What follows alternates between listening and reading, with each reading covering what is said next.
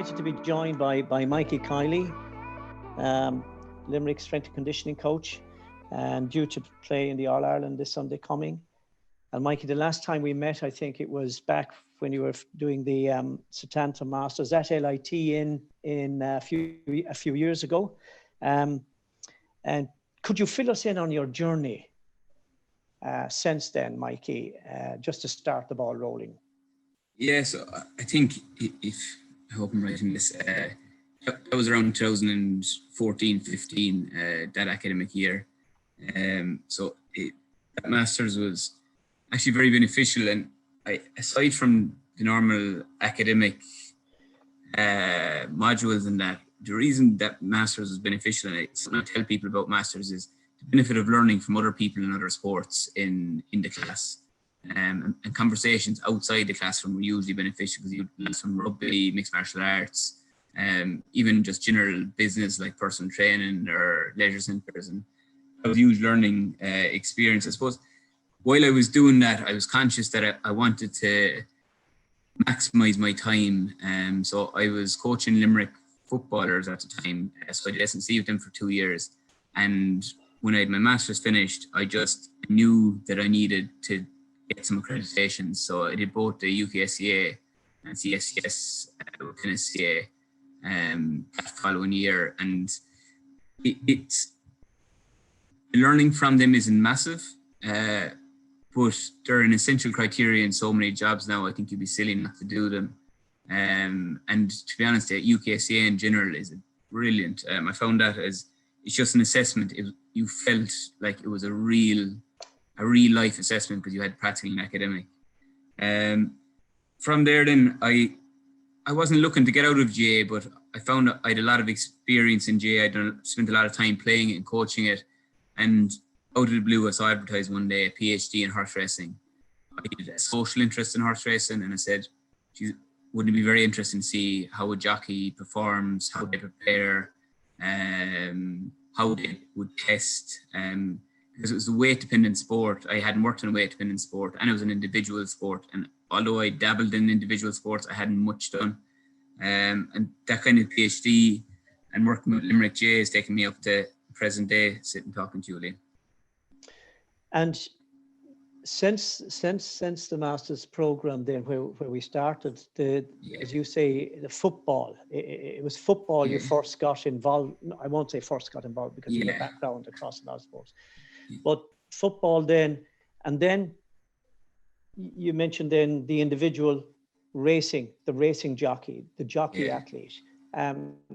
But there was a little pocket there as well where I think in Limerick hurling you spent with the under 21s as well.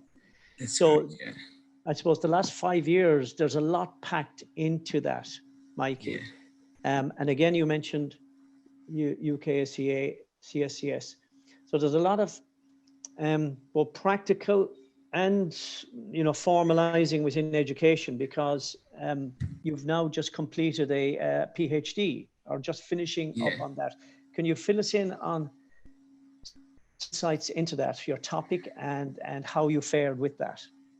Yeah, so my PhD was on the physiological demands and physical preparation strategies of professional jockeys. I suppose it was a very novel area. Like we had 2 to 3 previous studies in the area, which for people that may not be familiar with scientific publications or that would be an unbelievably limited database. So what I looked at first was we looked at preparation strategies of jockeys. Did they participate in S&C? Did they participate in physical activity at all outside of riding out? What were their working hours? What were their racing demands hours? And just try to get an overall picture of the jockey. When we had that done, I kind of wrote a review on physiological monitoring tools. So how could we actually safely monitor a jockey during a race? What physiological data could we pull from the jockey in a safe manner, but in a competitive race? And then we collected kind of heart rate data, blood lactate data, hydration data, just with a refractometer and urine sample, and a simple RP following races, see was there any difference between how they perceived a race to feel and how physiological data that race would have reported. And then the final study, I suppose, we looked at a testing protocol for jockeys. So at the minute, we have no testing protocol for jockeys. So if a jockey was to get injured and return to racing outside of a doctor's, I suppose, medical clearance, we never knew, or we still don't know if a jockey actually returns to a similar level of performance. So that's something that will be ongoing for the next year or two. But I'm still within the 4 years and finished correction just recently, and it was a brilliant experience. I'm delighted I did the PhD because it gave me a physiological kind of underpinning of knowledge to my practice. I think until I did the PhD, I really didn't understand enough of physiology or how our biological systems work, and I still feel a bit inept in that area, because when you start a PhD, the further you go through it, the further you realize you don't understand as much as you thought you did in the first place. So that's where I'm at now. Well, it's all part of that journey, isn't it? That journey that starts in Ballybrown as a player, as an age grade player, and continues. So your life is immersed now within sport. Again, coming from the more formal education and the skills that you develop, you add on and add on and add on. But as you mentioned earlier, the jockey is an individual. The team you're involved with is a team. I'm sure there are there carryovers, insights that you've now got from working as an individual, focusing on an individual, and transferring to a team. So are there positives that have helped you with your current role as team S&C coach? Yeah, and I think the majority, I think our physiology and our biology as people, you can say it's different sports and different demands, but as people, the exercise and how we react and respond is pretty similar across the board. What was different was the art of the coaching in particular. In that individual sport, they don't have their teammates or as many extrinsic motivators around them. So they may not have a coach present at all sessions. They may not have teammates that encourage them. They're in competition with everyone inside in the dressing room. So what that meant for me was that if I was to help them, it wasn't, the other thing was there wasn't a massive culture of S&C in racing. There still isn't. So for me to help them, I first had to gain their trust. And I suppose before that, initiate a relationship.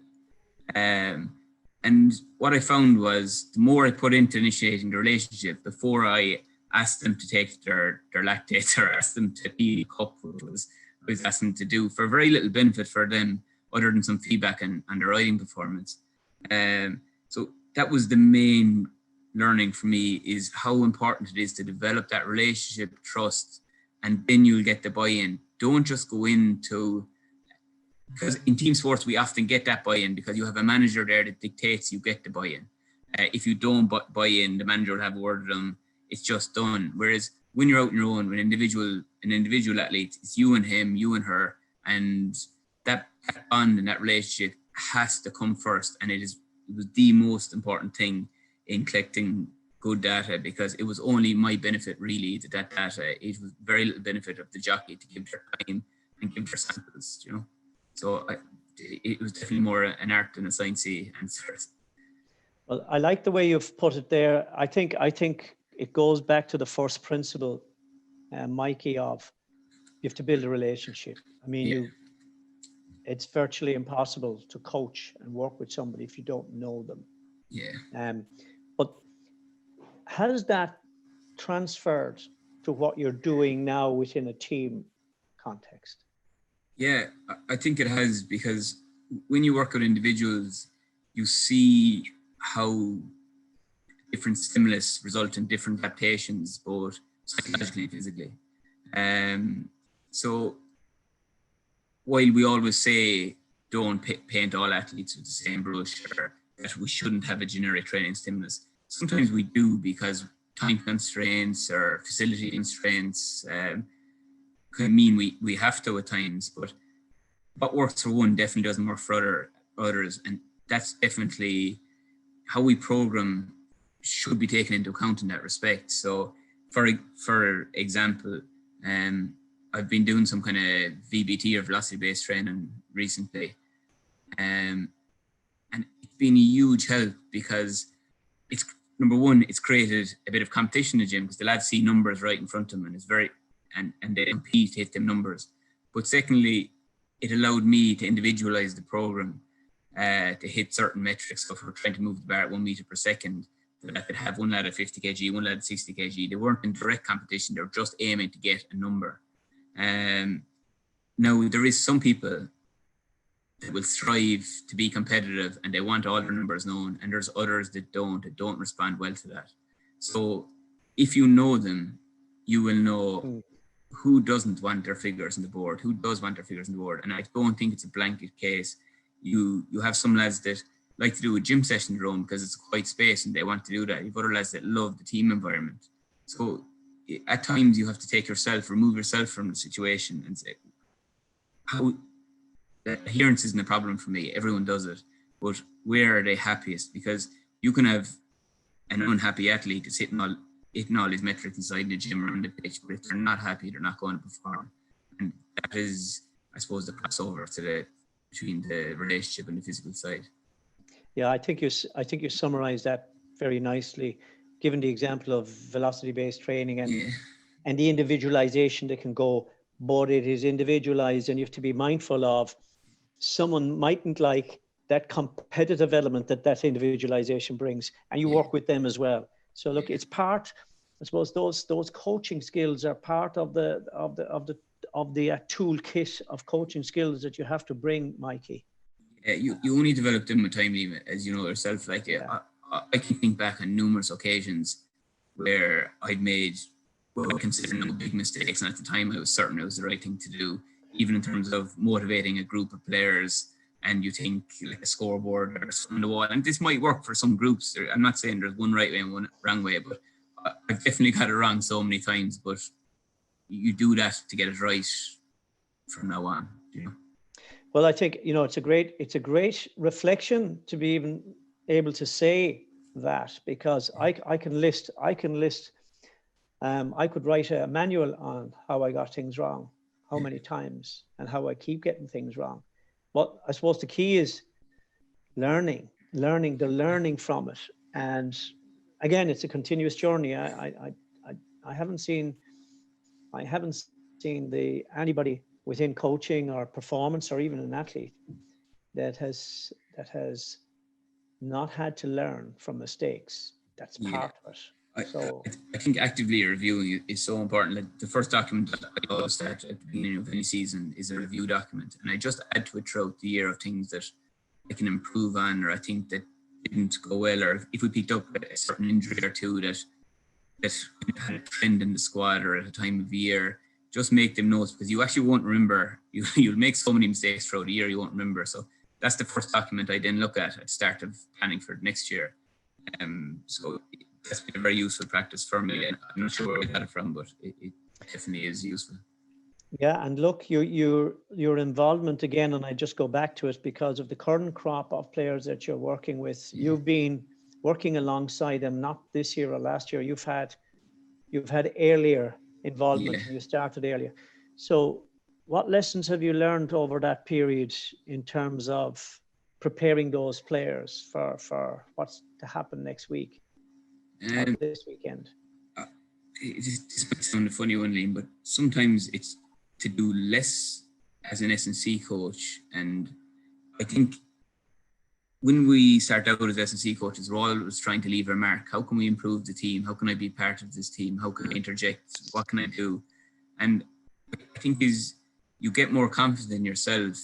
You can withdraw yourself from the situation a bit more, because S&C, as much as we don't like to admit it at times, is an extremely small part of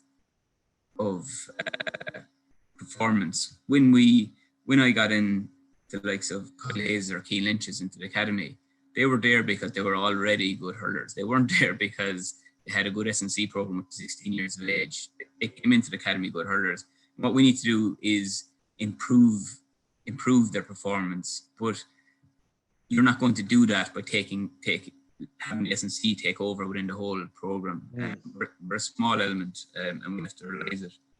I suppose in terms of what I do, I kind of try to take a feedback approach, Liam. So two things we can definitely control, and they're the most important aspect of any training program, is intensity and duration. There's nothing more concrete than that in my head. So what you do then is look at the demands. When you have the demands, how can you assess those demands? Like, what tools will you use to assess demands? Are they valid and reliable? And do you understand the difference between validity and reliability, which a lot of people still don't comprehend? So I think it's important to get that in your psyche and be strong then on what is important to you. So if intensity is important to me, which it is, and duration, them two tools allow me to provide parameters for the hurling coach. The hurling game, they have to be hurling. So if I can control them or put parameters in place, that is my main job the last 8 weeks, is guiding the coaches and management team around intensity and duration. I don't need to be interjecting if I can have them two things right, and that's what we've got a huge focus on. So we do very, very, very little conditioning, ball and hurling, because it allows us to maximize our time. How do I control intensity? I'm not a big GPS man, as you may know, Liam. We have it, but I tell you why I don't use it, or put a lot of, I suppose, value in it. If we have a player in a small-sided game, or a player in a match situation, for example, Mikey Kiely in 2018 is currently injured with a cruciate, which is very misfortunate, but he would have battled Johnny Glynn at full forward, full back in the All-Ireland 2018. His running metrics would have been extremely low. His high-speed running would have been extremely low. So if I was judging intensity after that, I'd have very little to go off. Whereas the majority of his game was spent in, I suppose, wrestling, rucks. There was very little movement going on, but he was working extremely hard. So his lactate levels, if I could measure them, I'm sure would have been high. His heart rate would have been high. And at least I have a measure of work. The other thing then I do use is RP, wild heart rate and RP, and all of them have limitations. It's easy to use, and it gives me a global measure where I can take in gym, pitch, recovery sessions, and that'll identify spikes in training. So I suppose just to summate, I go pitch back, assess the demands. How can I actually assess those demands? What tools do I need? And then use that data to inform and facilitate the coaches and players. And when you have that culture in place, or them things in place, you have a lot going right. Your condensed season this year, if I might just go directly to where we are, this has thrown up enormous challenges, not only, in every sport, all around the world. Yeah. So could you maybe take us through the challenges and how you met the challenges? I suppose starting back in the summer, when it was very clear, when it first became known that we were going to have some form of a championship. What challenges had you, and how did you address them? I suppose in the first lockdown, I was playing it by ear. We were in a known situation, and to say I did the right thing or wrong thing, I'm still not sure, because sometimes results work out and it can look like the right thing, but we're not really sure if it is or it isn't. But at the start, it was all about maintenance. We were hoping that this would be immaturely, I suppose, but same across the world. We were hoping this might be 3 or 4 or 5 or 6 week thing. We'd maintain what we had worked on, and we were in brilliant shape in February and March. I was very disappointed that this happened, but obviously it's uncontrollable, and there's a lot more serious elements to the COVID. But we maintained for a certain period, and then we noticed that this is going to be a long thing. So we hadn't had an off season. The lads kind of went straight from a semi-final last year. We were back in December. They would have been back with their clubs after that. So we took an off season. We took down tools for 5 to 6 weeks. We did nothing. We didn't contact the players. They didn't contact us. We had a total break from each other. So when we got back at training, when we knew the championship was going to go ahead, but we still weren't allowed to go back training, there was a couple of ideas playing around in my head. Did I think we had enough done? Did I think the players looked after themselves? Would our aerobic base be decent enough to carry us through the winter?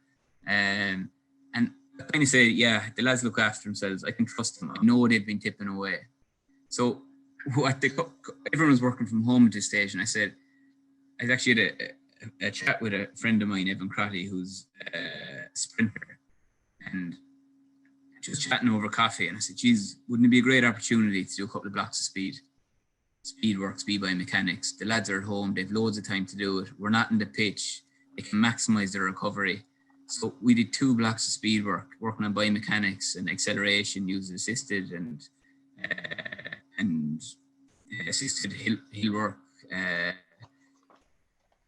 accelerations. We did 2 kind of 4-week blocks where we were getting 2 to 3 sessions in a week. We do speed work in sessions, but as S&C coaches, sometimes we fool ourselves how effective we can be. Generally, speed work is 5 minutes at the end of a warm-up before we go into 5 or 10 minutes in the warm-up before we go into the main session with the coaches. So we got a load done, and I tested them when they came back, and our speed had increased. Whether that was because we'd been running on slower ground in February or in the February and we tested last, or it actually worked, we don't know. I think it worked. But what it also did, I think, is build robustness. We've had no injury on pitch this year in the championship, and I'd like to think that, along with our conditioning and exposure that the hurling coaches gave, definitely helped us. It was probably a unique approach. I'm not sure everyone would have done that, but speed isn't something you generally get to work on because you need time and you need a lot of recovery. And that's something that we did. Whether it worked or not, I don't know, because I don't have enough objective data. But that was the lockdown period. In terms of resistance programs, we borrowed, begged and stole weights, everything we could to give players simple equipment. We didn't have the best case scenario. I think this is where, and it's very important, the creativity comes in as a coach. Every player had 1 dumbbell. They had maybe a barbell with 2 light weights on it, 1 real heavy dumbbell, 1 medicine ball. We had a very condensed championship, so it was important whatever heavy work we had to do, we did. And then what really helped me then was that I had the metrics already in place before lockdown. Intensity, duration. We could dictate, or we could, I suppose, prioritize hurling over there, everything else, and make sure that physiologically we were getting enough aerobic and anaerobic stimulus without me coming in, so that we could maximize our time on the pitch. And we've continued to do that. We would have trained harder during the Munster Championship and taper a bit, or put more of an emphasis on a taper lately, but having them time and duration, our time intensity. And I also have a very, very good coach you'll probably be aware of, and Paul Kinnock. And Paul Kinnock is also educated to PhD level, and he understands and looks for the data. He wants to know how hard the players perceive a certain game within the session. He wants to know what their heart rates are at. We don't pull the team back into training until their heart rate drops, or back into a drill until they actually have recovered from a heart rate perspective. So we're using that data continuously throughout a session, but it never gets in the way of the session, if that makes sense. So that was our lockdown experience. There was positives and negatives. One thing that players I think found hard was in the initial lockdown was what championship was uncertain. And you probably look back at individual versus team athletes there again. Your team athlete always has a team around them. And some individuals didn't respond great to not having a team around them. They weren't as motivated. And then when the external goal or the larger goal was removed, that hampered motivation further again. So it wasn't simple, and I'm not sure what I did was right or wrong, but I won't say we made it up as we went, but we were as creative as we could and worked on things that I thought might benefit us down the road. So, Sinead. Well, Sinead, Mikey, I keep taking notes because, I mean, it's out of the notes that I can reflect as well. And a key thing is You questioned at the beginning, okay, are we fit to, and then you exploited a window that said speed. Look, we've not got an opportunity to do this previously, and we could during the lockdown, and you did it. And even though you may question, the reliability of the tests, etc., your sense is because you got that work done, that has helped. Anyway, your condensed championship, then I suppose. You mentioned there, work harder in terms of the workload you're doing on pitch and training during the Munster Championship phase, and then the tapering. Again, makes good sense from drawing from your principles that guide you. The challenges with the players, motivation, they're team players, lots of challenges there. So you really had to roll the sleeves up with that. And then I suppose here you are now. It did work. You're here. I mean, it's presented you now.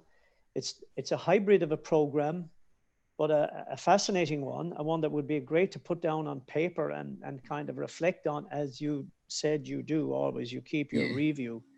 This is going to be a very interesting year, not just for your good self, but for all those around. And the lessons. I love that speed block that you punched in. I'm quite excited by that, because I do see, and I know that within a team sport context, it's often the the neglected element of a program where you're trying to fit so much in. Yeah, it takes such time. And it's only something I started to understand myself recently. Like, if you go watch a sprint session, an athletic sprint session, as an uneducated coach, you walk away and you go, geez, they did no work there. Like, they did nothing. And you talk to the athlete and they say, oh, that was the hardest session ever. I did 7 100s. Whereas we could prescribe 20 200s in a pre-season. But it's a total different intensity, and the velocity they're traveling is much higher, and it's just a different sport. So you learn as you go, but it was very, very useful. And we just never had the chance to do that before. And generally in pre-season, you won't do it because you have other priorities. And it was summertime, so the ground was relatively hard. It was surface. It was just, I felt, the right thing to do. A bit of a chance, I thought, but it's worked out, as you say. Well, look, it's been very, very interesting and fascinating, the journey through just this year, but your own journey as well. And you've only started, really. You're ongoing, Mikey. The weekend coming is going to be fabulous. I mean, we'd all love to be there, but it is what it is. I'm going to wind up now, and we could continue on, and the danger is we could continue on and we could start talking about all sorts of systems and that. But it's been a fascinating insight into what you've been doing from your own development as well. And I think you mentioned earlier on, if you don't mind me going back, of the need to, as a professional, to get your credentials, to move through the academic side on one thing, let's say masters, and then progress on, but to move within the coaching badges, the CSCS, UKCA. But you mentioned along the way, during your master's program, you were in contact, there are different individuals, different sports. It's that interaction, learning from each other. And then along the way, the bigger picture, you did spend time with the individual, like the jockey, regardless of the difference in terms of the specifics. The lessons are always transferable. Yeah, like the academic and the practical journey, they're just interconnected, and I think you need to do both at the same time, or like during all my academic journeys, I had a practical thing on the side. I wouldn't say on the side, I worked it around it. During my PhD, I was nearly full-time coaching, and that's the way I wanted it to be, because one informed the other. So that's what I encourage young people to do in the area now, is find them coaching opportunities and give your time, even if it is free, give your time at the start, and really help each other. The very best in everything you do. I mean, the weekend will roll on and we'll be on the other side of it pretty shortly. Yeah. So the very best in everything that comes after that for everybody, and well done on a great journey so far. And thank you very much for joining us. Thanks for the opportunity, Liam. It was great to have a chat and a sit down.